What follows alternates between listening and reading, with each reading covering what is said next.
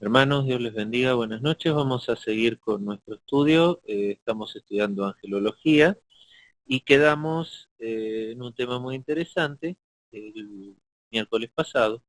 Y vamos a seguir hablando hoy del punto 9 de nuestro escrito, que es de los demonios y la posesión por demonios. Ya habíamos adelantado algo de este tema, ¿sí? No sé si recuerdan, lo vamos a repasar también un poquito. Y vamos a tratar de entender cómo es que una persona puede llegar a estar endemoniada, y lo que es peor tal vez, que un hijo de Dios pueda llegar a estar influenciado por demonios. No podemos decir que endemoniado, porque es donde está el Espíritu Santo no puede morar otro espíritu, pero sí puede estar atacado, influenciado, obsesionado por ataques del enemigo y de los demonios. ¿Ven? Vamos a empezar entonces leyendo un poco de nuestro texto. eh, Está citando pasajes de Marcos. Vamos entonces a tomar nuestra Biblia para ir a Marcos. El que tenga la Biblia a mano, por favor, si nos acompaña, yo lo voy a leer en la versión de Reina Valera, 1960. Marcos 1, del 23 al 25, y dice así la bendita palabra del Señor, dice: Pero había en la sinagoga de ellos un hombre con espíritu inmundo, que dio voces diciendo: ¿qué tienes con nosotros, Jesús Nazareno? Has venido para destruirnos. Sé quién eres, el Santo de Dios. Pero Jesús le reprendió diciendo: cállate y sal de él. Y el espíritu inmundo, sacudiéndose con violencia y clamando a gran voz, salió de él. Y todos se asombraron de tal manera que discutían entre sí diciendo: ¿qué es esto? ¿Qué nueva doctrina es esta? ¿Con qué autoridad manda aún a los espíritus inmundos y le obedece? Amén. También habla del 3:11, pero vamos a analizar un poquito rápido estos versículos, porque saben que es la manera regular como Jesús y sus discípulos expulsaban demonios. Lamentablemente hoy en día hemos visto muchas prácticas o doctrinas donde el expulsar demonios va acompañado de algunas actividades, gritos, y que necesito saber el nombre del demonio y expulsarlo por su nombre.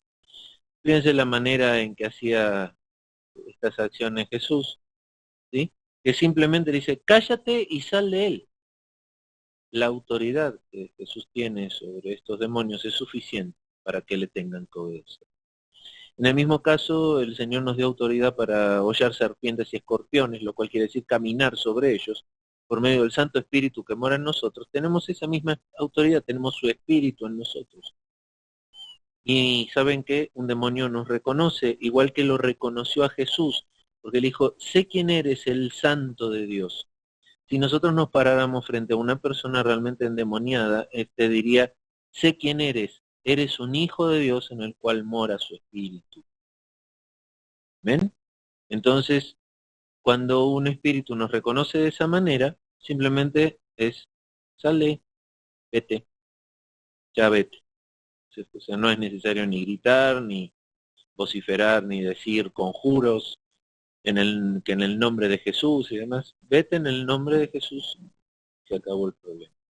Aquí dice que el espíritu inmundo se sacudió con violencia y clamando a gran voz salió de él. Ya se nota en esta posesión que sí había posesión de demonios. Ya hemos estudiado que hay distintos niveles de influencia satánica sobre una vida. Este es uno de los más altos, el más alto prácticamente, o sea, estaba dominado por ese demonio. ¿Ven? ¿Cómo puede un demonio llegar a dominar a alguien? Que una persona ceda totalmente su voluntad, o que una persona de autoridad sobre, por ejemplo, en un joven, le dé esa autoridad para que pueda hacer. Vamos a leer entonces el 3:11, y dice: y los espíritus inmundos al verle se postraban delante de él y daban voces diciendo: tú eres el Hijo de Dios. de nuevo lo que le decía, reconocen los demonios a Jesús de la misma manera que van a reconocer a un hijo de Dios que está lleno del Espíritu Santo. ¿Mm? Amén.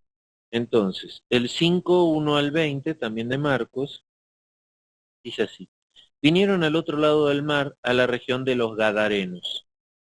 Y cuando salió de la barca y enseguida vino a su encuentro de los sepulcros un hombre con espíritu inmundo, que tenía su morada en los sepulcros y nadie podía atarle ni aun con cadenas, porque muchas veces había sido atado con grillos y cadenas, mas las cadenas habían sido hechas pedazos por él y desmenuzados los grillos, y nadie le podía dominar. Y siempre, de día y de noche, andaba dando voces en los montes y en los sepulcros, e hiriéndose con piedras. Cuando vio pues a Jesús de lejos, corrió y se arrodilló ante él. Y clamando a gran voz dijo: ¿qué tienes conmigo, Jesús, Hijo del Dios Altísimo? Te conjuro por Dios que no me atormentes, porque le decía: sal de ese hombre, espíritu inmundo. Y le preguntó: ¿cómo te llamas? Y respondió diciendo: Legión me llamo, porque somos muchos. Y le rogaba mucho que no los enviase fuera de aquella región. Estaba allí cerca del monte un gran hato de cerdos paciendo, y le rogaron todos los demonios diciendo: envíanos a los cerdos para que entremos en ellos. Y luego Jesús les dio permiso, y salieron aquellos espíritus inmundos, entraron en los cerdos, los cuales eran como 2000, y el hato se precipitó en el mar por un despeñadero, y en el mar se ahogaron. Amén. Para permitirle al demonio, aquí hay una pregunta de Nelly. Dice: para permitirle al demonio que sea poseído, ¿es porque está separado del camino de Jesucristo? Mira, para ser poseído, si no estaba separado, tiene que separarse. No puede una persona, hija de Dios, que, no sé si interpreto bien tu pregunta, porque acuérdate, estamos hablando de dos tipos de personas. Las personas que han aceptado a Cristo y los que no la han aceptado. O sea, los hijos y los gentiles, por así decirlo, ¿no? Entonces, un gentil tiene que ceder su voluntad, su libre albedrío tiene que ser entregado a ese demonio para que el demonio lo pueda controlar y dominar, ¿sí? O sea, es un pecador, está separado de Cristo siempre. Ahora, una persona que tiene el Espíritu Santo de Dios tiene que ir dándole autoridad, dándole espacio a ese demonio, saltando de etapa en etapa que habíamos estudiado en su momento, si se recuerdan, dándole elementos de cooperación al demonio, para que entonces él vaya ganando terreno en su vida. Hasta que si gana mucho terreno, el Espíritu Santo va a tener que salir porque no puede estar junto con el demonio, y en ese caso volvería a ser un pecador apartado de Dios y entonces sería controlado por el demonio. Entonces, ¿tiene que estar separado del camino de Jesucristo? Sí. Para estar poseído, sí. Puede estar atormentado por un demonio siendo un también, pero no hay posesión, ¿sí? Y no se olviden, somos hijos de Dios. Ningún demonio ni el mismo Satanás nos puede tocar sin el permiso de Jesucristo, ¿sí? Que nos ha comprado, somos suyos, porque pagó por precio nuestras vidas. Entonces, solo con su permiso. Amén, Nelly. Sí, quedó respondida entonces la pregunta. Estábamos en el 5:1 al 20. Bueno, aquí vemos varias cosas interesantes respecto a una posesión. Primero, cómo actúa una persona realmente poseída. Vivía apartado del mundo, en los sepulcros, gritando, lastimándose a sí mismo con piedras. Eso es algo que no entiendo los demonios. Y sí tengo muchos casos comentados que personas endemoniadas se autoingieren lastimaduras, como si atacara al propio cuerpo que está usando ese demonio, ¿no? O sea, como si se quisiera destruir a sí mismo. Eso sí no tengo una respuesta en la Biblia de eso. Sí pasa, aquí lo menciona la Biblia, no menciona realmente por qué, cuál es el principio que uno o muchos demonios poseídos en una persona quieran estar lastimándose a sí mismos, ¿no? El mismo cuerpo que están usando lo están destruyendo. Y lo destruyen de muchas maneras, ¿no es cierto? Entonces, ¿qué características tenía este hombre endemoniado? Primero, se nota a las claras que no tiene absolutamente nada de voluntad propia. Los demonios hablan, corren, caminan por él, al punto que tiene una fuerza sobrehumana, porque encadenado y todo rompía las cadenas, las hacía, o sea, había algo en él que le daba una fuerza sobrehumana. Hemos estudiado que los ángeles, tanto ángeles caídos como no, son seres superiores a nosotros desde el punto de vista intelectual y desde el punto de vista de fuerza propia, ¿sí?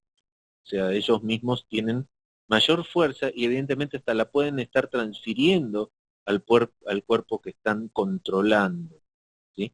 Imagínense, un hombre no puede romper, destruir cadenas como si fuera papel, y este hombre lo hacía, ¿no es cierto? Ahora, ¿qué pasa? Cuando lo vio a Jesús del lecho, corrió a Jesús y se arrodilló delante de él. Se dio cuenta, lo reconoció a Jesús y se dio cuenta que ahí ya no tenía salida. Y lo fue a adorar. O sea, hasta los demonios adoran a Jesús. ¿Sí? Lo reconocen y lo adoran, ¿no es cierto? Y con la sola presencia de Dios, de Jesús delante de él, se sentía atormentado. Dice, te conjuro por Dios que no me atormentes.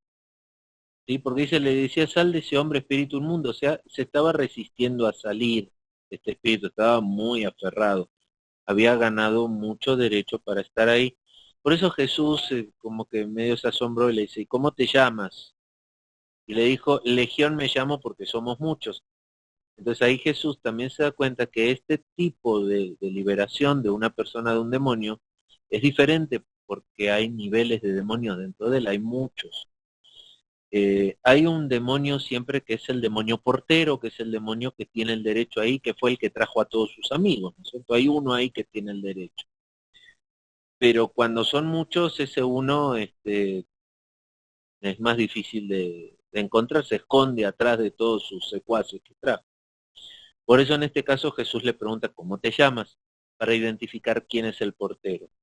Una vez que él le dice su nombre, porque debe de obedecer a Jesús, no puede no obedecerlo, ya está perdido, ya sabe que ahora va a ser echado por su nombre. Jesús le va a decir, pues ¿sabes qué, Legión? Vete, sal de ese hombre. Entonces le pidió que se enviara a un hato de cerdos. Aquí se contesta la pregunta, ¿pueden los demonios poseer animales?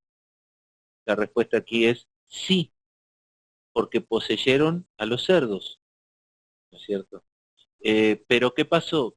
Le tuvieron que pedir permiso a Jesús. O sea, un demonio no puede poseer a un animal si no tiene el permiso de quien tiene la autoridad sobre ese animal.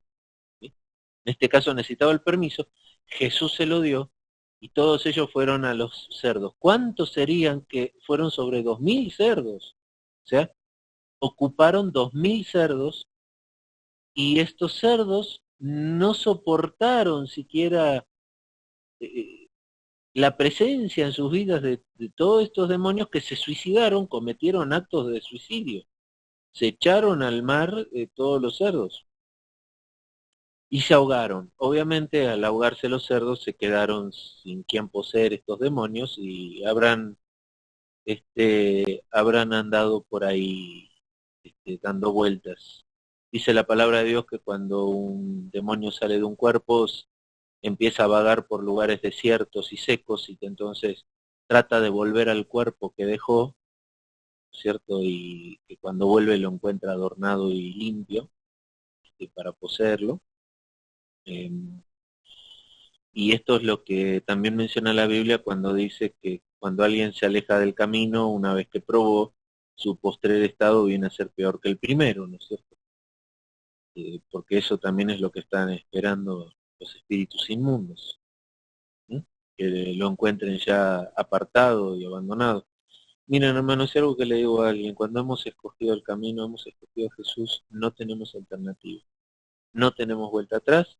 El postrer estado nuestro puede llegar a ser peor que antes de conocer a Cristo si nos apartamos de él. Así que por nuestra propia conveniencia incluso, debemos seguir esforzándonos en el camino y seguir siendo obedientes al Señor Jesús. ¿No es cierto? Ahora fíjense al final en este texto, un poquito más adelante, yo no lo leí todo lo que decía aquí hasta el 20, ¿no es cierto? Y al entrar en la barca, el que había estado endemoniado, dice en el 18, que al entrar en la barca que había estado endemoniado le rogaba que le dejase estar con él. Quería seguir a Jesús esta persona, una vez liberada. Porque fíjense que en el 15 dice que el que había tenido la legión fue vestido, sentado y estaba en su juicio cabal ahora. Ahora era un hombre normal, había entrado en su juicio cabal. Hasta ese punto los demonios controlan una persona si está poseída. No tenía, seguramente este hombre ni siquiera recordaba todo lo que había pasado. Ya no estaba presente en su cuerpo en el accionar de los demonios. Había cedido totalmente su cuerpo. Para que haya posesión tiene que haber una cesión total del control, ¿sí? Pero después hay otros niveles, obviamente. Bueno, entonces, bueno, todos se maravillaban, lo mandó a su casa, Jesús a los suyos, y que fuera a contarles a todos las cosas que hizo el Señor en su también es muy interesante, es muy educativo respecto a las distintas condiciones de la posesión satánica y lo que puede pasar, o cómo actúa una persona endemoniada. Dice aquí en el texto, son algunos pasajes que nos demuestran el poder de Jesucristo sobre los demonios. Es obvio en estos pasajes que la posesión por demonios es algo real y no simple una expresión no científica de un tiempo remoto. Ser poseído significa que el control de la persona humana es ejercido por uno o varios demonios. ¿Amén? Esto es importante que lo entiendan bien. ¿Sí se entiende? ¿Se acuerda la otra vez cuando hablamos de la influencia satánica sobre el hombre? Miren, lo voy a poner de nuevo aquí. Que hay distintos tipos de personas, ¿no es cierto? Hay un pecador moral, una persona que desea y se complace en el pecado, ya tiene influencia de demonios. Esto cae sobre inconversos y cristianos, personas poseídas por demonios, simplemente inconversos o ya vueltos al mundo. Y la manifestación más grande de dominación demoníaca sobre una persona es la manifestación del anticristo. ¿Cómo actúa el demonio? Habíamos visto. Primero nos inspecciona.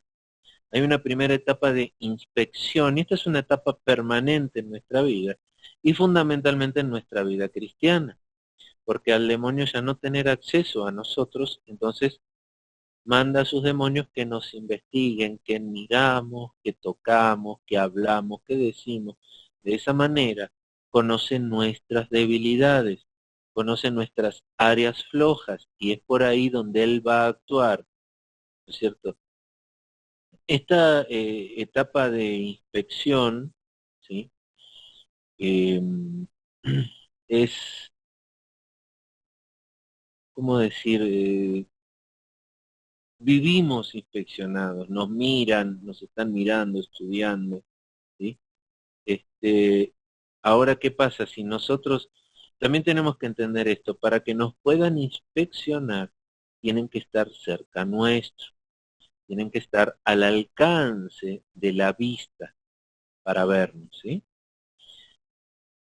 Hay algo importante. ¿Por qué existe esta etapa de inspección? Acuérdense, porque los demonios y Satanás no son omniscientes, no pueden leer nuestros pensamientos, no pueden leer las actitudes y los deseos de nuestro corazón. Por ende, tienen que buscar otra estrategia para conocernos mejor. Y esa estrategia es inspeccionar, ¿sí? Y esta inspección se debe de realizar al alcance de sus ojos. No se olviden que los demonios tienen una particularidad que es no soportan la luz. No pueden estar en presencia de la luz. Se mueven por la oscuridad de este mundo. Y el Espíritu Santo que mora en nosotros es luz, ¿sí? Entonces, nosotros queremos evitar ser inspeccionados y caminar en el camino de Cristo, debemos emitir mucha luz. O sea, debemos estar muy llenos del Espíritu Santo para que esa luz del Espíritu resplandezca en nosotros y ahí no nos puedan ni inspeccionar. ni siquiera pueden estar cerca nuestro. Que cuando nos vean venir como veían a Jesucristo, huyan, porque llega la luz junto con nosotros. El problema es que hay cristianos que la luz del Espíritu en su vida ni siquiera llega a ser una mini velita, porque a pesar de que han recibido el regalo, el don de Dios, de la salvación y del Espíritu Santo, han puesto al Espíritu Santo en una celda de oro dentro de su corazón y no le permiten que viva, que controle, que dirija nuestros pensamientos, nuestras acciones. Seguimos haciendo lo que nos parece, lo que nos viene en gana, lo que carnalmente nos mueve, lo que nuestros deseos nos mueven, y no permitimos al Espíritu Santo que Él gobierne en nuestra vida. Al no permitirle que gobierne en nuestra vida, la luz es tenue, muy tenue, y así es que se pueden acomodar los demonios para inspeccionarnos. Una vez que tienen suficiente información sobre nuestras debilidades, ¿qué pasa? ¿Sí?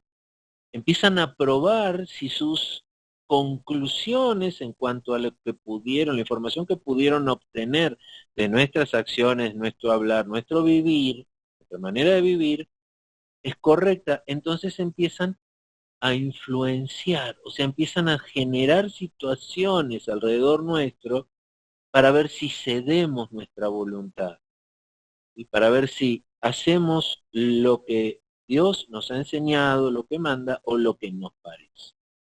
¿No es cierto? Una vez que confirman que nuestras debilidades son ciertas, viene la tercera etapa, que es la invasión. Ahí sí ya nos invaden, nos atacan, nos hablan. Se paran aquí como los dibujitos que se para aquí en el hombro, ¿no? El diablo, y habla, y nos hablan, y nos empiezan a llenar la cabeza de cosas y demás, nos empiezan a invadir con ideas, con palabras, y así es como van ganando terreno, hasta que llegan a estos puntos, ¿no es cierto? O sea, el primer punto de la influencia satánica, acuérdense, la influencia empieza por aquí, pero digamos, es un paso siguiente el invadirnos. Y entonces, ¿qué es lo primero que trata de hacer el diablo? Y aquí sí vamos a hablar específicamente sobre creyentes. ¿Eh? O sea, estos 7 pasos que vimos el otro día es sobre creyentes, no sobre incrédulos. ¿Mm? Los incrédulos tienen menos de estas etapas, o sea, se saltan muy rápido porque los elementos de cooperación que le dan al diablo, a los demonios en su vida, son mayores. ¿Por qué? Porque están las excusas. O sea, no están frenados por la ley de Dios, por conocer a Dios. O sea, la excusa más común es, está bien, si todos lo hacen, ¿no es cierto?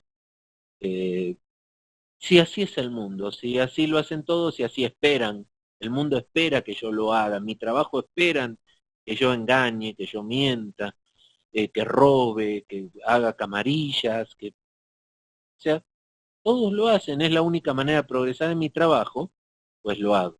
Pero cuando uno ya tiene el Espíritu Santo de Dios, hay algo adentro nuestro que nos está frenando, ¿no? Que cada vez que hacemos algo nos dice, no, eso no, está mal, nos redarguye de justicia o pecado de juicio y nos hace arrepentirnos, nos lleva al arrepentimiento, a la corrección.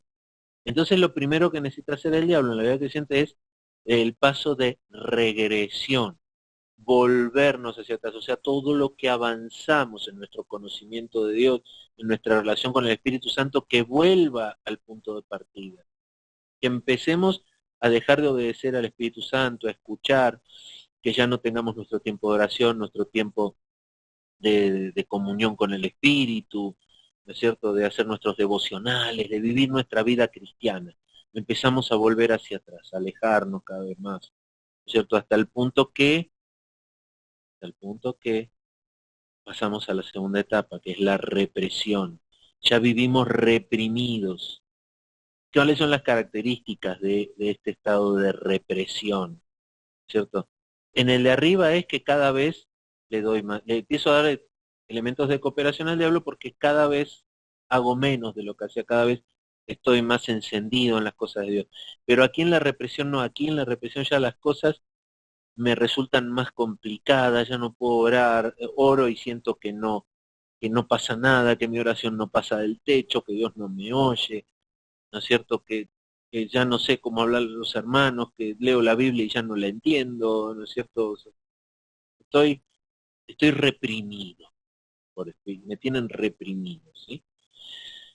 De ahí saltamos a la tercera etapa. Acuérdense que estas etapas pueden saltarse, ir de la 1 a la 4, de la 4 volver a la 2, o sea, depende de los elementos de cooperación. Pero si aquí sigo cayendo en esta escala, acuérdense que el pecado es un deslizadero, no es un hoyo que yo me caigo de golpe. Me voy deslizando como en un plano inclinado cada vez más lejos de Dios. Después viene el paso de la supresión, donde ya estoy suprimido. No puedo orar, no puedo ir a la iglesia, todo me es pesado, me es difícil, no sé ni siquiera dónde guardé la Biblia, hace tanto que ya no sé ni dónde está, ¿cierto? O sea, estoy suprimido. Hasta este punto, mi hermano, si uno estudiando estas cosas y entendiendo se siente que está en este punto, ese es como el abismo, como estoy a punto de caerme al despeñadero, necesito ponerme en oración, en ayuno, porque hasta aquí yo me puedo liberar, yo puedo volver al camino de Dios, ¿cierto? O sea, con mi voluntad que todavía está ahí, con mi libre albedrío que Dios me dio, todavía puedo tomar la decisión de resistirme a esta acción satánica sobre mi vida y volver al camino, volver a hacer las cosas que hacía. En Apocalipsis le decía, tengo algunas cosas a ti, a la iglesia de la Odisea, le decía, tengo algunas cosas en contra tuya, que has dejado tu primer amor. Ese dejado tu primer amor, ahí estamos en este punto. Dios los está ahí, Jesús los está llamando a que justamente que todavía están ahí, todavía se pueden liberar. Has dejado tu primer amor. Sé fiel y arrepiéntete. ¿Sí? Esa es la clave en al estar en este nivel. Pero si yo acá no hago nada y me sigo dejando y sigo dejando pasar el tiempo, estando suprimido en las cosas de Dios, llega un momento que toman más control de mi vida, hacen fortalezas aquí mentales. Sí, se habla mucho de derribando fortalezas, la palabra dice derribando fortalezas. ¿Dónde están las fortalezas? Acá. Aquí es la batalla, ¿no es cierto? Me ha hecho cabeza de playa el diablo y ya está ganando terreno en mis pensamientos. Entonces caigo en depresión. ¿Sí? Si no hago nada en el 3 caigo en depresión. Estoy deprimido. Ya no solo no puedo hacer las cosas, sino que me siento mal conmigo mismo. O sea, ya hasta me acuso a mí mismo de no hacer las cosas que dejé de hacer en el anterior, ¿no? Aquí los demonios te dicen, y ya, ¿para qué? Si ya ni oras, no vas a la iglesia, pues, ¿para qué esforzarte? Si no puedes, ya estás vencido, no puedes, entonces te deprimes, ¿no es cierto? Pierdes esa fuerza vital que tiene todo ser humano de poder caminar, encontrarse con las adversidades, enfrentarlas con la frente en alto. Ya estoy como pollito mojado, así, pollito mojado. ¿No es cierto? Ya no tengo, estoy caído, no me puedo levantar. Es una situación muy complicada, ¿no es cierto? Ya no puedo mover. Y si aquí no hago nada, en este nivel 4 ya necesito administración. Necesito esforzarme, volver a la iglesia, confesar mi situación, cómo está mi situación, confesarla y dejarme ministrar. ¿Sí? Para que entonces poder liberarme, ir liberándome de este problema. Ahora, si no hago nada y dejo que avance, voy a caer en el punto 5 que es la opresión, ¿no es cierto? Ya no ya no estoy solo deprimido, ya estoy oprimido, ya me quiero morir, ya no tiene ningún sentido la vida para mí, ya no hay sentido, ya todo está mal, todo me sabe mal, o sea, mi vida no tiene ni pies ni cabeza, no tengo a dónde ir. Miren, muchos en este punto de la opresión saltan al suicidio, ¿sí? Porque si el demonio ve que se traba en este periodo de la opresión, ¿qué le va a decir a la persona? Se le va a acercar al oído y le va a decir, ¿para qué vives? Si ya no tienen, tu vida no tiene ningún sentido, fracasaste en todo, es un fracasado, perdido, no sirves para nada, no ayudas en nada. Mejor ¿por qué no te matas? ¿Cierto? O sea, en este quinto paso, sí, digamos que la tasa de suicidios, como dicen las estadísticas, sube, ¿cierto? Porque aquí el diablo va a tratar de acelerar las cosas. Si esa persona no le sirve por sus condiciones para estar poseída, para que le sirva para sus planes, este es el punto donde lo mejor es hacer que deje su vida, que pierda su vida y adiós, ya se vaya al infierno junto con él. Este, las cuestiones de entender estos niveles es para poder interpretar, porque hasta acá no hay una posesión satánica. La persona no tiene un demonio dentro de él, ¿sí? Han ganado terreno en él, pero no está, todavía su voluntad está ahí. No han logrado derrotar su voluntad para que les obedezca totalmente a ellos.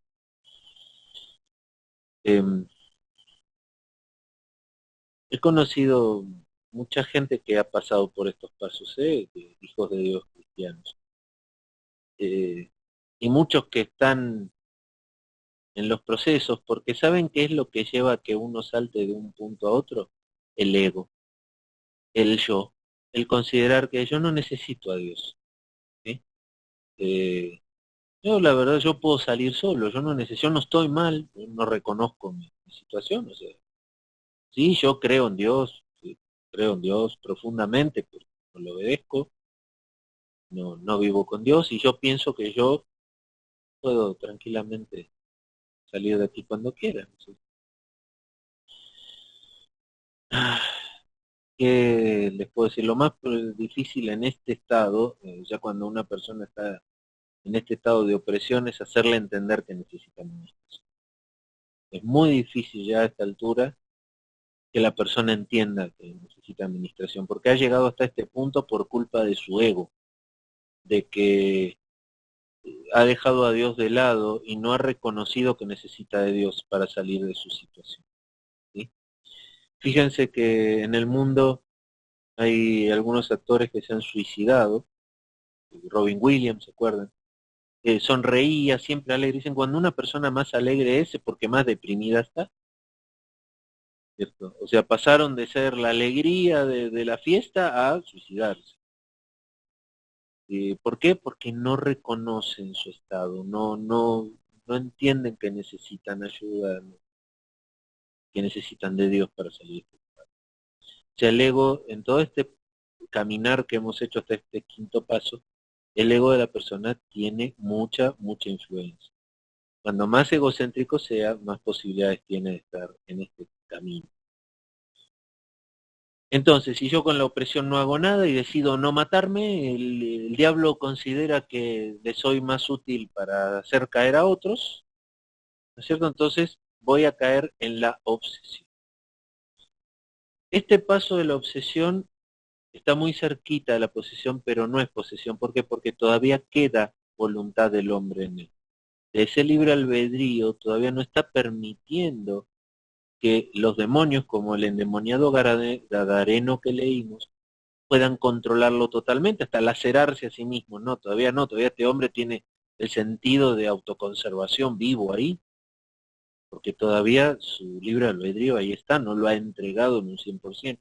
Entonces en este punto el demonio que lo atormenta, que le viene haciendo todo este trabajito para ganar el derecho de estar ahí, está que entra y que sale, que entra, que hay momentos que logra tomar control, pero luego el hombre recupera el control. Entonces hay hasta manifestaciones de personalidades múltiples, de actos de enorme amor en un momento y de enorme violencia en otro momento, ¿cierto? O sea, está obsesionado. Los demonios ya casi lo controlan, pero todavía no, todavía hay manera. Si en el paso de opresión era muy difícil hacerle entender a una persona que necesitaba administración, necesitaba ayuda, imagínense en este punto. En este punto sí se puede ministrar liberación, pero hay que entender muy bien que yo no estoy liberando a alguien poseído, estoy simplemente espantando a los que están ahí revoloteando y que lo toman de a ratos, ¿sí? Porque ¿qué pasa si uno ministra liberación en este nivel? Es que el demonio simplemente se aleja un poquito Y después, cuando uno termina de hablarle y demás, lo agarra rápidamente y roba de su cerebro todo lo que se le ha hablado, se lo roba automáticamente. En esta parte de obsesión se pudiera decir que los pensamientos del hombre son 50% del hombre y 50% del demonio que está ahí tratando de controlarlo. Pero el problema es que ese 50% de hombre viene de su ego, no viene de Dios y del conocimiento. Y después ahí sí cae, sí salta a la posesión, que es el endemoniado gadareno, ya no tiene razón propia. Los demonios, él o los demonios que habitan en él lo controlan totalmente. Hasta tiene estos arranques de fuerza sobrehumana porque ya no es su fuerza, es la fuerza del demonio. Y después habría un octavo punto, más allá, que es la mayor influencia satánica sobre una persona, que va a ser la presencia o la vida misma del anticristo. ¿Sí? Entonces aquí en posesión la persona ya está perdida, ¿no es cierto? Pero es lo mismo, o sea, uno puede ministrar liberación como Jesús ministraba, no como algunos practicantes de liberación de hoy en día lo hacen, ¿no es cierto? Miren, yo personalmente tengo experiencias de esto porque en mi juventud, mi familia venía de un entorno católico y un día de repente, porque mi madre tenía enfermedades de asma, o sea, vivía atormentada por enfermedades, decidieron convertirse al espiritismo. Así que yo pasé varios años de mi juventud, casi llegando a la adolescencia, en ese ambiente, ¿no es cierto? Viviendo un poco de ese ambiente.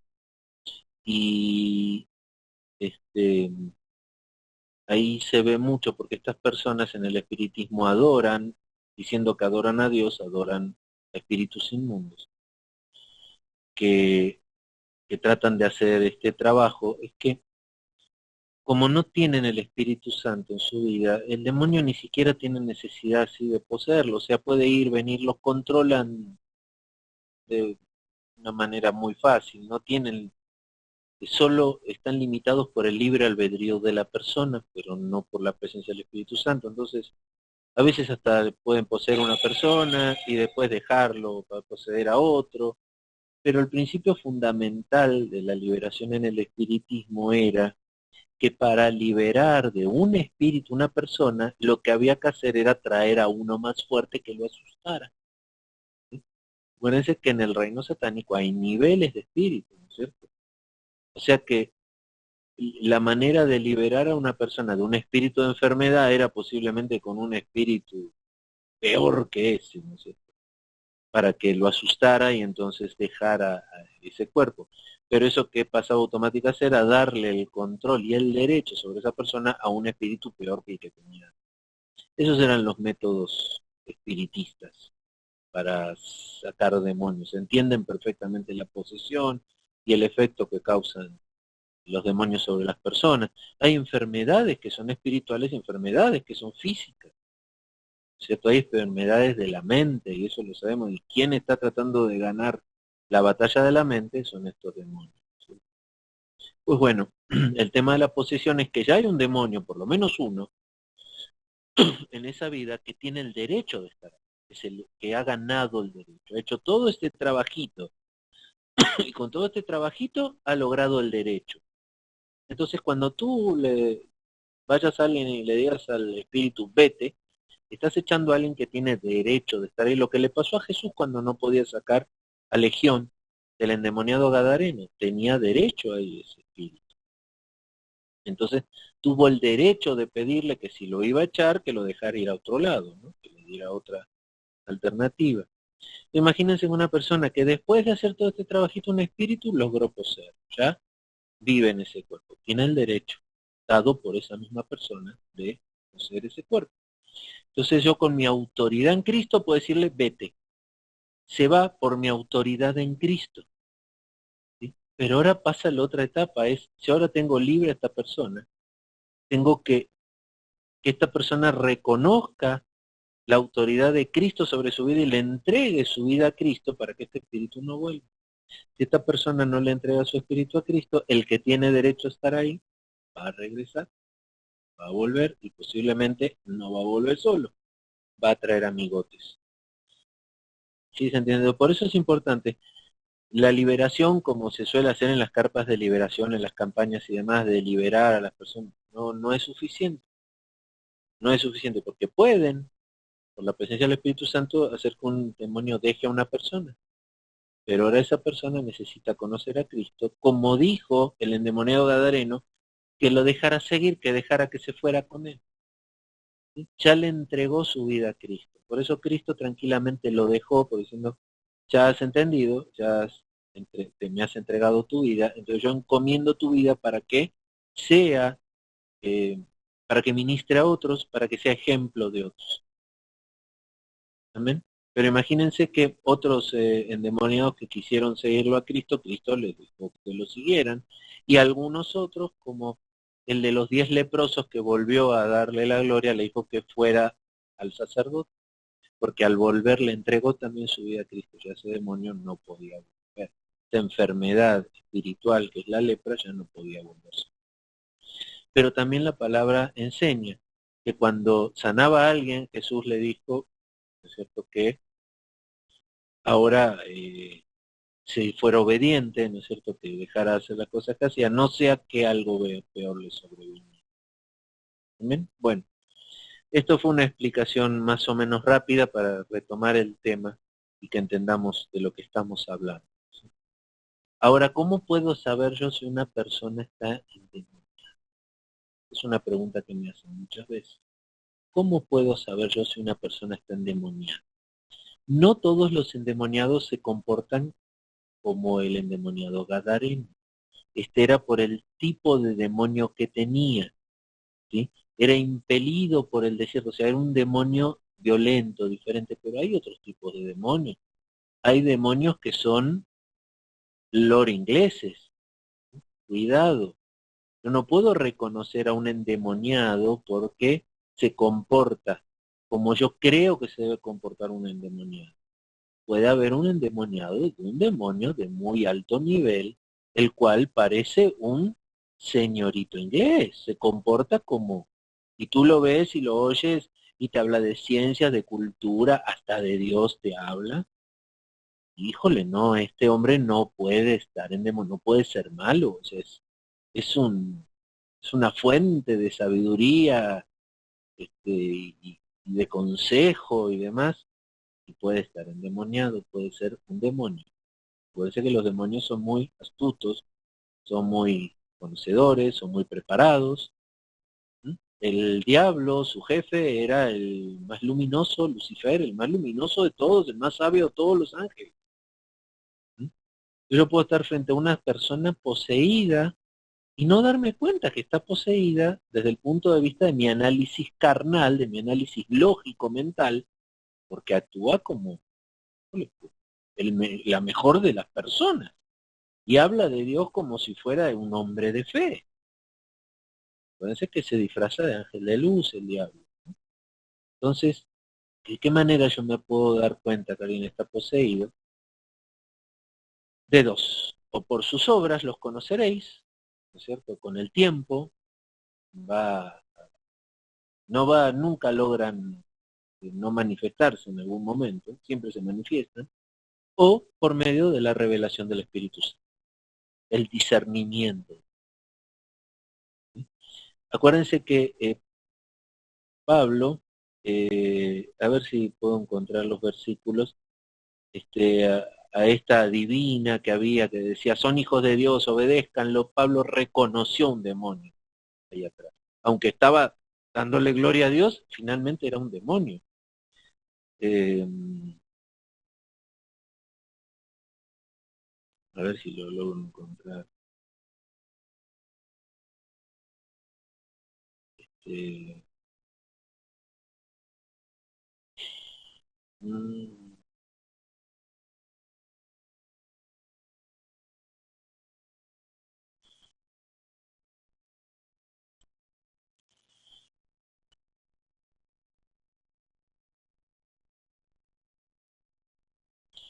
Ay, no recuerdo, luego buscamos, denme chance, luego buscamos los versículos, pero acuérdense de esa que mientras ministraban, iba diciendo, son los hijos de Dios, y le dijo, sal de ella, ¿cierto? Y hubo un gran problema porque le daba ganancia a su jefe. Entonces, una persona que está adorando a Dios, alabando a Dios, posiblemente no sea un endemoniado. Hasta ese punto es difícil esto, de entender lo que es una posesión. Puede haber un gran predicador parado en un púlpito, predicando en un emotivo mensaje que llega hasta los huesos, pero tiene pautas la Biblia para reconocerlo, ¿no? O sea, su prédica no es cristocéntrica, no puede reconocer que Jesús vino en carne, o sea, que caminó sobre esta tierra, y nos da pistas la palabra. Pero hermanos, no se confíen, no es nada fácil. ¿Amén? Bueno, si no hay ninguna pregunta, volvemos a nuestro texto. Estoy tratando de transferirles lo más que puedo un difícil conocimiento, ¿eh? O sea, no es fácil. Y también pueden estar una persona que está en un estado muy deplorable, que parece endemoniado. Este sí tiene toda la característica del endemoniado gadareno y no está endemoniado. Tiene una enfermedad realmente mental, una enfermedad física, real, no una posesión. Hay también los espíritus pueden no llegar a poseer y pueden estar ejerciendo acciones sobre las personas. Por ejemplo, en el Nuevo Testamento hay personas mudas, ciegas, por el accionar de un espíritu de ceguera, un espíritu mudo, que Cristo los liberó expulsando ese demonio. Pero las personas solo eran mudas o ciegas y estaban perfectamente razonables. Ese sería un grado de obsesión, no de posesión. Amén. Seguimos con el texto entonces. Si no hay más preguntas, a ver, aquí hay alguna pregunta. Julie cita Hechos 16:16. Ah, gracias, Julie, me estabas hablando. Sí. A ver, Hechos 16:16, lo que estaba mencionando. Dice, aconteció que mientras íbamos a la oración nos salió al encuentro una muchacha que tenía espíritu de adivinación, la cual daba gran ganancia a sus amos, adivinando. Esta, siguiendo a Pablo y a nosotros, daba voces diciendo, estos hombres son siervos del Dios Altísimo, quienes os anuncian el camino de salvación.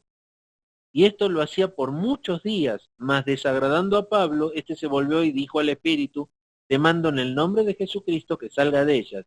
Y salió en aquella misma hora. O sea, una endemoniada con un espíritu de adivinación, controlada por un espíritu de adivinación, que venía dando voces y diciendo, estos son los hijos del Dios Altísimo, quienes les anuncian la salvación. ¿Mm? Estaba escondida atrás de buenas obras. Eso es lo que les va a pasar mucho. Va a parecer que estos demonios hacen buenas obras, que hacen el bien a los ojos de los hombres, ¿no? Pero Pablo tuvo, tuvo revelación por el Espíritu, discernimiento de espíritus, y lo echó fuera. ¿Y cómo fue en este caso esta liberación que ministró Pablo? Vamos a decirlo en esos términos.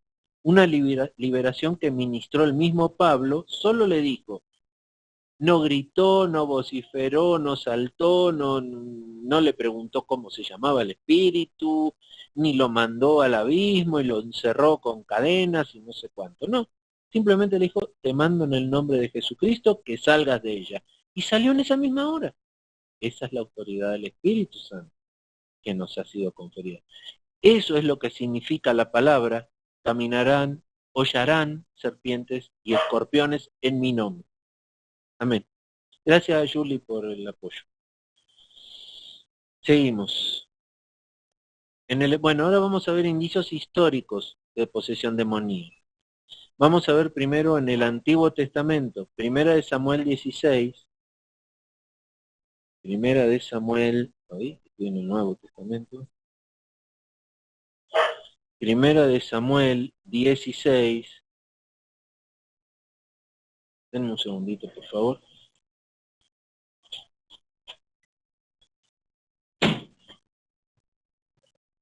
Ahí va.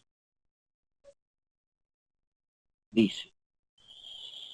Ujú, ujú. Bueno, estábamos en primera de Samuel 16, 14, 16. Y dice, el espíritu de Jehová se apartó de Saúl y le atormentaba un espíritu malo de parte de Jehová. Y los criados de Saúl le dijeron, he aquí ahora un espíritu malo de parte de Dios te atormenta. Fíjense, aquí está la obsesión, ¿sí? Porque estaba atormentado por un espíritu, no poseído, sino atormentado. ¿Y por qué atormentado y no poseído? Porque estaba ungido con el Espíritu de Dios. El Espíritu de Dios todavía estaba en su vida, ¿no es cierto? O sea, y el Espíritu de Jehová, entonces, ¿qué pasó? Se apartó, se retiró. Es lo que nos pasaría a nosotros con el Espíritu Santo de Jehová. Se apartó. Y ahora viene a atormentarnos un espíritu. ¿Y por qué lo atormenta? Porque todavía no ha ganado el derecho, no ha logrado vencer la voluntad. Entonces lo atormenta. ¿Mm? ¿Y qué pasó con sus criados? Sus criados mismos tuvieron discernimiento, le dijeron, un espíritu malo de parte de Dios te atormenta. Lo vieron, lo lograron ver. El único que no lo logra ver es Saúl. ¿Sí? Sigo en el 16, entonces dice, diga pues nuestro Señor a tus siervos que están delante de ti, que busquen alguno que sepa tocar el arpa para que cuando esté sobre ti el espíritu malo de parte de Dios, él toque con su mano y tengas alivio. ¿Sí? O sea, ¿cómo le ministraba David alivio? O sea, que se apartara en ese momento de él ese espíritu malo, simplemente con su presencia tocando el arpa. O sea, ya que hay algo que le voy a decir. Importante, ¿eh? Ténganlo en cuenta. Hablamos mucho de los dones. Hablamos mucho de desarrollar nuestros dones. Aquí lo que hacía David era, con su don de salmista, tocando el arpa, nada más manifestaba, era la manifestación del Espíritu en su vida. Y al manifestarse el Espíritu de Dios en la vida de David, el espíritu malo tenía que huir. La luz iluminaba ese lugar, ¿sí? Por medio de la administración del don, del ministerio propio de David en ese momento, por su ministerio, desarrollándolo, echaba fuera a los demonios. Esto es lo mismo que pasa hoy en día. Alguien que tenga el don de salmista, ¿sí? Se para en el púlpito, en vez de predicar, canta sus alabanzas y llena de luz el lugar y los espíritus se tienen que ir. Mismo las personas presentes sienten la presencia de Dios en esa alabanza, ¿no es cierto? ¿Mm? Ese es el desarrollo de un ministerio de salmista. Lo mismo pasa con un ministerio de predicador o de profeta. El predicador predica, profetiza, la luz de Dios ilumina el lugar y los demonios se tienen que ir. ¿Sí? Amén. Pero ¿qué pasa? Esto pasa cuando se cumple con su ministerio, porque hay mucha gente que tiene el don de salmista y quiere ser predicador o profeta, y muchos que tienen el don de predicador, maestro, profeta y quiere ser salmista. Y no funciona. Tenemos que desarrollar nuestros dones. El desarrollar nuestros dones luego nos puede dar más dones. Acuérdense de la parábola de los talentos. Si Dios nos da un talento, nosotros con ese talento que nos da Dios podemos ir y negociar y dar mucho fruto o enterrarlo en la tierra. Hay mucha gente, lamentablemente, en las iglesias que entierra sus dones en la tierra. Algunos no por desarrollar otro ministerio, sino simplemente porque no quieren comprometerse con Dios, pero muchos, muy normalmente, al no conocer su propio don, su propio ministerio, por querer desarrollar otro don, otro ministerio, donde no hay manifestación del Espíritu en su vida, porque no es el don que. Amén. Y muchos que desarrollan su don, pero con el ego se van del otro lado, ¿no? O sea, empiezan a creer que esa predicación, esa alabanza, esa consolación, o sea, el don que tenga, esa sanidad, ya tiene más que ver con él que con el Espíritu en su vida. Entonces también ahí es donde los ministerios, algunos poderosos ministerios, se derrumban con el tiempo, ¿no es cierto? Y son como cuando se derrumba un ministerio que se hizo así, por medio del Espíritu Santo lo desarrolló, y luego esta persona abandona la obediencia al Espíritu Santo, queda como una cáscara vacía, una cáscara. Algo cambió. Una persona, un salmista que hacía unos salmos que llegaban al corazón, que hablaban de Dios, que había una manifestación del Espíritu en ellos terrible, de golpe empieza a hacer música vacía. Suena vacío todo lo que hace, sus letras, sus acordes, están vacíos. No producen lo que antes producía. Eso es lo que le pasa a alguien que por el ego se pierde en el desarrollo de su ministerio. Lo mismo los predicadores, hablaban de Dios y había una derrama, bajaba el Espíritu de Dios, y había una manifestación terrible, sanidades y milagros, y de golpe ya no suena igual, ya como címbalo que retiñe, ¿no? No produce eso, queda la cáscara. Y eso es lo que le estaba pasando aquí a Saúl, ahora había quedado la cáscara, nada. Y los espíritus ahora lo atormentan. Pero ¿por qué lo atormentaban? De parte de Dios. Este era un hijo de Dios, Dios tuvo que darle el permiso a estos espíritus. Entonces, aquí dice en el texto, Saúl estaba bajo la influencia de uno o varios demonios, y esto explica su afán por destruir a David, representante de Jesucristo, y últimamente su suicidio, ¿no es cierto? O sea, estaba ya en una etapa de suicidio Saúl. Primera de Reyes 18:28. A ver, Primera de Reyes 18:28. Dice, y ellos clamaban a grandes voces y se sajaban con cuchillos y con lancetas conforme a su costumbre, hasta chorrear la sangre sobre ellos. ¿Sí? Y dicen, entonces, las prácticas mencionadas posiblemente son las consecuencias de la posesión demoníaca de los sacerdotes. O sea, para que su ministerio, su ministración tuviera poder, debían ceder su voluntad a estos demonios. Y otra vez vemos el tema de lo que pasaba con el endemoniado Gadareno. Y los demonios castigan, lastiman el propio cuerpo que están poseyendo. Nunca entendí, todavía no tengo una reflexión o una manifestación del espíritu que me revele eso. Cómo es que si yo estoy viviendo en un cuerpo, lo lastimo, es como vivir en una casa, yo rento esta casa, vivir en esta casa y de gusto estar destruyéndola. No entiendo, pero bueno. El Señor, ¿saben qué me da paz en estas cosas que no llego a entender o que todavía no llego a entender? Que sé que un día me voy a encontrar con mi Señor en las nubes y que en ese momento, dice la palabra de Dios, que voy a saber cómo fui conocido. Eso quiere decir que todo lo que yo hoy no sé, repentinamente lo voy a saber y va a estar claro para mí. Espero ese momento con Él. Punto 2. En el Nuevo Testamento, el ministerio de Jesucristo estaba acompañado de actividad demoníaca, como ya hemos visto en los pasajes mencionados arriba. Miren, el ministerio de Jesús estuvo acompañado de todos los demonios. Le debe haber separado por lo menos una tercera parte de sus fuerzas de demonios, Satanás, para seguir a Jesús y su ministerio y tratar de destruir. De la misma manera que envía demonios a seguirnos, inspeccionarnos a nosotros.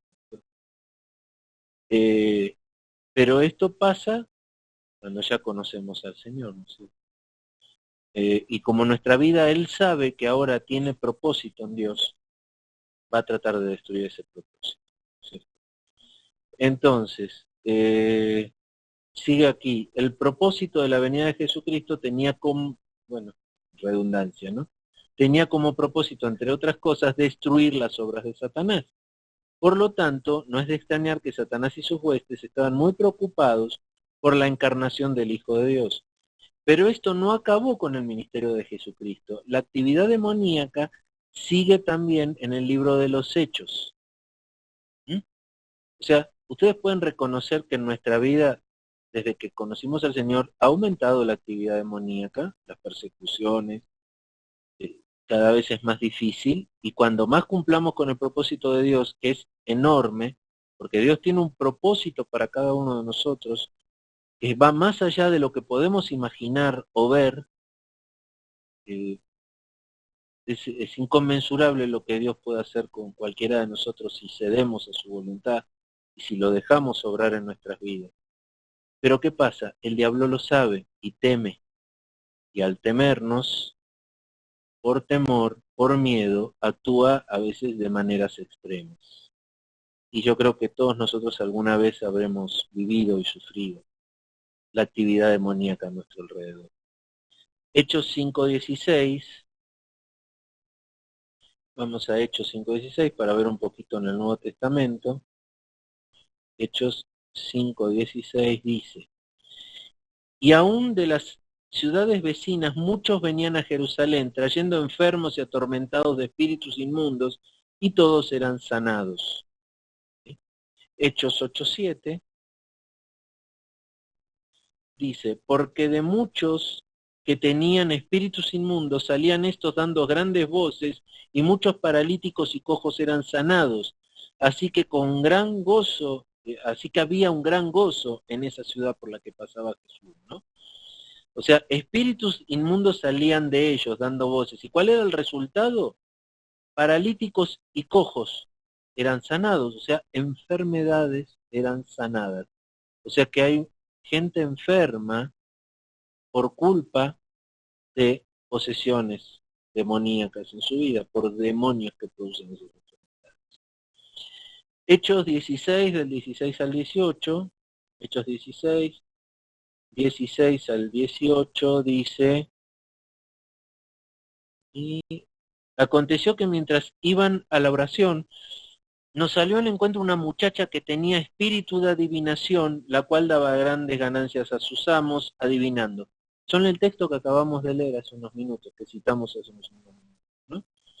Dice que esta mujer, siguiendo a Pablo y a los otros, daba voces, diciendo: hombres son siervos del Dios Altísimo, quienes os anuncian el camino de la salvación. O sea, estaba manifestando una verdad a voces. Pero esa verdad no venía de un espíritu de Dios, venía de un demonio. Fíjense, los demonios también pueden andar manifestando, dándonos verdades, hablándonos de verdades. Y es un demonio. Complicado, ¿eh? Hay que estar muy alerta porque el diablo, nuestro enemigo, el diablo, anda como león rugiente. ¿Sí? Y si él sabe que nuestra debilidad es creer todo lo que escuchamos, híjole, la verdad nos va a decir, ¿eh? Bueno, entonces esto fue durante muchos días, desagradando a Pablo, y este se volvió y dijo al Espíritu: te mando en el nombre de Jesucristo, que salgas de ella, y salió de ella en aquella hora. ¿Qué pasó con esta acción que hizo Pablo? Terminó en la cárcel, porque le quitó la ganancia a sus amos, porque le daba mucho ganancia ese espíritu de adivinación que vivía en esta mujer, y por hacer la obra de Dios terminó en la cárcel. Así que si Pablo terminó en la cárcel por hacer la obra de Dios, si nosotros queremos comportarnos como Dios nos manda y llevar la luz de Dios a este mundo, estemos preparados. Hechos 19:12 dice: de tal manera que aún se levantaban los llevaban a los enfermos los paños o delantales de su cuerpo, y las enfermedades se iban de ellos y los espíritus malos salían. ¿Sí? Esto eran los milagros que hacía Pablo, ¿no es cierto? Le llevaban la ropa para que Pablo la tocara, y las enfermedades salían de ellos, y los espíritus inmundos no pueden. Tanta luz había en Pablo que podía transferir esa luz a objetos, y que cuando esos objetos eran presentados a los espíritus huían despavoridos por esa luz que Pablo podía llevar a estas cosas. Esto en las iglesias lo he visto mucho, de que lleven los paños y la ropa para que le ore el pastor, y que, bueno, es bíblico, sí. Se puede cumplir, bueno, dependerá de la luz que haya en ese Hijo de Dios, ¿sí? Porque nadie es diferente a Pablo. O sea, Pablo era como uno de nosotros, no era especial, ni era como uno de nosotros. Amén. Dice, aquí en los días apostólicos la actividad demoníaca era bien visible. Ahora dice el punto 3, en nuestros días. Segunda Tesalonicenses 2:7. Segunda Tesalonicenses 2:7 dice: porque ya está en acción el ministerio de la iniquidad, solo que hay quien al presente lo detiene hasta que él a su vez sea quitado de en medio. ¿Mm? ¿tá? ¿Qué es lo que detiene a la iniquidad, el ministerio de la iniquidad en este mundo? Es el Espíritu Santo de Dios. Entonces dice el texto, podría indicarnos que en el presente la actividad de los demonios es restringida, pero aún así la actividad demoníaca y la posesión demoníaca sigue existiendo. Sin embargo, la expansión del Evangelio y la influencia cristiana sobre la cultura, sobre una cultura, restringen la actividad de Satanás y de sus demonios. ¿Sí? Miren, si la iglesia crece y enseña los principios de Dios y la gente cumple con los principios de Dios, se restringe la actividad demoníaca, porque los demonios no tienen elementos de cooperación por parte de las personas, ¿no es cierto? No ejecutan actos desagradables a Dios para que los demonios vayan a reclamarle a Dios derechos sobre esa persona. ¿Bien? Entonces sí, mientras el Espíritu Santo obre en una persona, las actividades de los demonios son restringidas. Y cuando más obre, más restringidas, hasta el punto de que sean totalmente anuladas si uno camina por este mundo lleno del Espíritu Santo, irradiando la luz de Cristo. ¿Sí? Pueden ser totalmente anuladas. Pablo, evidentemente, las tenía totalmente anuladas. ¿Sí? Aunque Dios permitía que tuviera un aguijón en su cara. Pero venía de Dios, no de los demonios.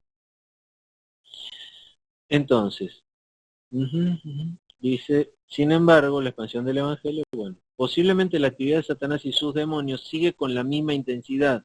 Lo que ocurre es que Satanás en diferentes tiempos y culturas puede usar una estrategia diferente.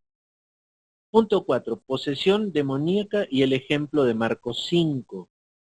A. Síntomas de posesión demoníaca. En Marcos 5, tenemos que ir a Marcos 5, el tema es que habla todo del endemoniado gadareno, no sé, pues ya lo leímos, tengámoslo en mente. Dice síntoma de posesión demoníaca. En Marcos 5 tenemos algunas pautas en cuanto al tratamiento de personas que muestran evidencia de posesión demoníaca. Hay dos extremos, o negar la existencia del diablo y sus demonios, o mostrar un interés excesivo en su existencia y ver demonios por todos lados. Al diablo le gustan los dos extremos, ¿eh?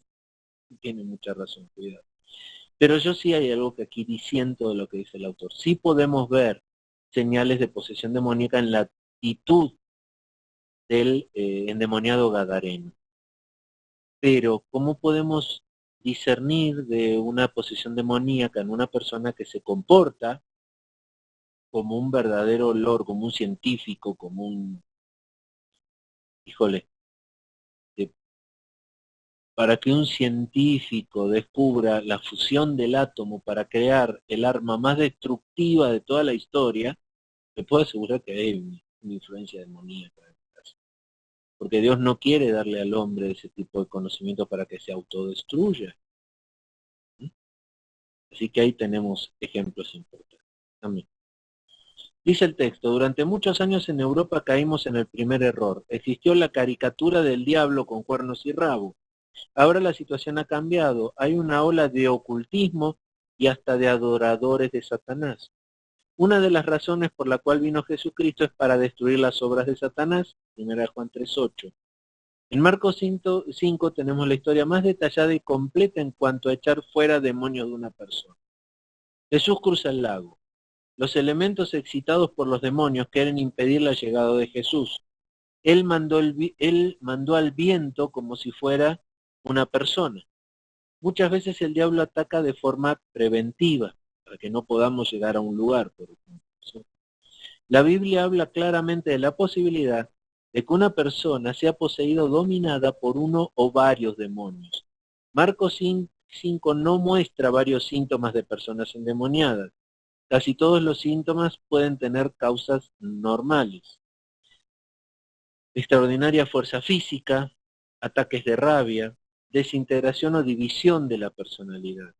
El hombre corrió a ver a Jesús, pero luego quería retirarse. Varios demonios hablan a través de él. Tiene resistencia a cosas espirituales. Pasa a veces en campañas evangelísticas ocultos. Conocimientos sobrenaturales. Sabía exactamente quién era Jesús. Reconoce la deidad de Jesucristo. Los demonios saben más de Jesucristo que, por ejemplo, los testigos de Jehová que digan la divinidad de Cristo. Otro ejemplo, la chica en Filipo con espíritu de adivinación. Otro es cambios de voz. Muchos demonios hablaron a través de él, reconocen que su destino está en manos de Jesucristo. Juicio final desfavorable para ellos. Cristo les va a condenar. Punto B, un exorcismo bíblico, 7, del 7 al 13. No depende de ciertos ritos y prácticas, sino de una autoridad divina. ¿Ok? No de ritos, prácticas, y yo en el nombre de Jesucristo hago una serie de conjuros, entonces el espíritu va a tener que salir. Es más probable que se venga encima mío el espíritu y me rajuñe. Que si no hay autoridad, no va a haber, por más rito que haga, no va a haber liberación. Dice, punto A, Jesucristo es el que manda. Los demonios tienen que obedecer en cualquier momento. Esto es un pensamiento consolador. O sea, dice la palabra de Dios que no nos gocemos tanto de que los demonios se nos sujeten, sino que gocemos de que nuestro nombre está escrito en el libro de los cielos. Punto B, los demonios tienen miedo a Jesucristo. Mateo 8:29. Mateo 8:29. Dice, y clamaron diciendo, ¿qué tienes con nosotros? Jesús, Hijo de Dios, ¿has venido acá para atormentarnos antes de tiempo? Entonces dice, saben que un día Jesús les juzgará. Y eso ocurrirá también los que rechazan a Jesucristo. O sea, tenían conciencia de que algún día iban a tener que enfrentar a Jesucristo. Pero ellos sabían que ese no era el día. Entonces le están diciendo, ¿por qué antes de tiempo? ¿Por qué? Punto C, los demonios tienen nombre. Tienen nombre y tienen personalidad. Una legión correspondía a 5.000 o 6.000 soldados romanos. Eran muchos demonios, pero con lo mucho que sea, una palabra de Jesús basta para vencer. Punto D, los demonios y los cerdos. Algunos detalles interesantes. No quieren dejar la región y ir al abismo. ¿Sí? En Lucas 8, Apocalipsis 20. Lo que los demonios quieren es hacer daño a las criaturas de Dios. No pueden hacer nada sin el permiso de Jesucristo. Véase la historia de Job. Jesús lo permite en este caso. No sabemos por qué. Tal vez quiere dar a los gadarenos una muestra del poder de Satanás y del poder aún más grande de Dios. O tal vez quiere castigar. Raras veces los evangelios nos cuestan la conducta de la gente que fue liberada o sanada. Aquí vemos a un hombre sanado, sentado, con ropa mentalmente normal y con gran gratitud. Cristo salva de pecado, miseria y cautiverio. Es importante constatar que la Biblia sabe distinguir muy bien entre posesión demoníaca y enfermedades. Hechos 5:16. Hechos 5:16 dice, y aún de las ciudades vecinas muchos venían a Jerusalén trayendo enfermos y atormentados de espíritus inmundos, y todos eran sanados. ¿Sí? Amén. ¿Dónde está? Hechos 5:16. Punto B. La explicación de la posesión demoníaca. Algunos piensan que el Señor Jesucristo y sus discípulos no creyeron realmente en la existencia de los demonios, sino que ellos simplemente usaron las ideas mitológicas de sus tiempos. Esta postura no consigue explicar los fenómenos, por ejemplo, lo que pasó con los cerdos en Marcos 5. La única explicación es tomar los relatos bíblicos y los fenómenos actuales como expresiones reales de la actividad satánica en este mundo. Posesión demoníaca significa que otro ser, un demonio, controla la personalidad de un ser humano.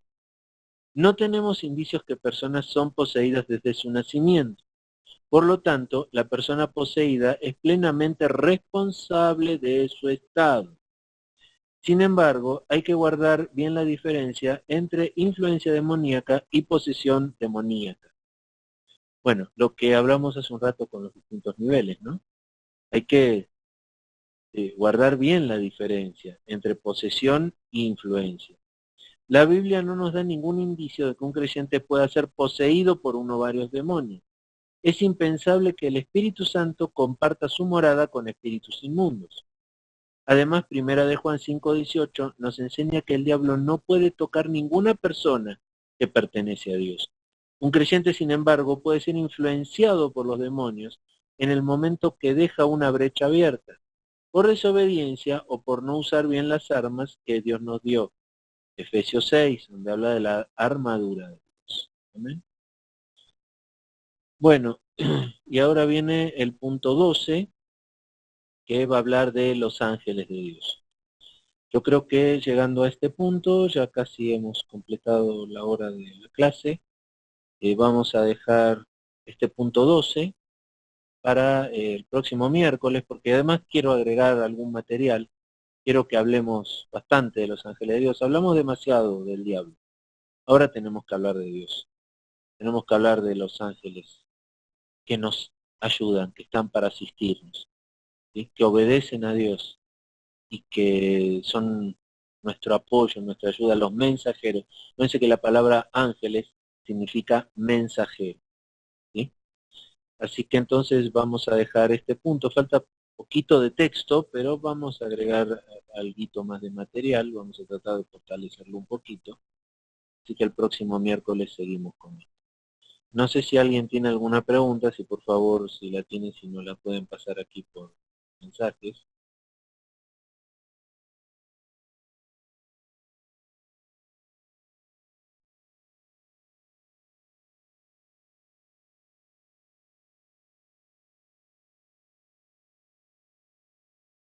No veo preguntas. Bueno, si me permiten un segundito, vamos a detener entonces